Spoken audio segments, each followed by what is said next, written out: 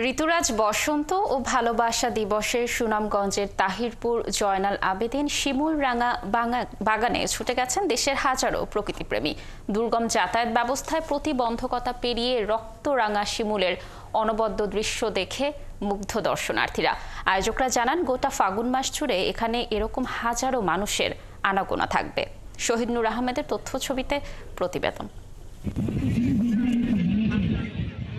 সুনামগঞ্জের জয়নাল আবেদিন শিমুল বাগান এখন টকটকে লাল।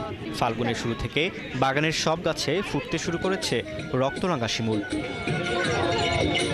একদিকে মেঘালয় পাহাড় আর অন্যদিকে শিমুল বাগানের সৌন্দর্য প্রকৃতির অনবদ্য উপহার হিসেবে মানছে এখানকার মানুষ। তাই বসন্তর দিনে এমন নৈসর্গিক সুন্দর মানুষের হৃদয় ছুঁয়ে যায়। শীতের এই কুয়াশা শেষ করে যখন আমাদের এই বসন্তের আগমন, তখন প্রকৃতি আসলে একদম নবরূপে সাজে, আর শিমুল বাগানে তো একদম আগুন লেগে যায়। ভালো লাগছে, কারণ প্রাকৃতিক সৌন্দর্যটা এত বেশি অ্যাট্রাকটিভ এখানে যে অন্যরকম। 2002 সালে বাদাঘাট ইউনিয়ন পরিষদের সাবেক চেয়ারম্যান জয়নাল আবেদিন নিজের প্রায় 2400 শতক জমিতে শিমুল গাছ রোপণের উদ্যোগ নেন। 22 বছরে সেই বাগান আজ পরিণত।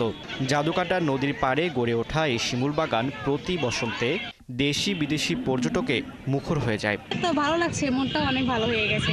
সবাইকে বসন্তের শুভেচ্ছা, আর আশা করব সবাই এখানে ঘুরতে আসবে। দিন দিন পর্যটক বাড়ছে শিমুল বাগানে, তাই পর্যটকদের জন্য সুযোগ সুবিধা যুক্ত করার দাবি তোলেন বাগানের ব্যবস্থাপক।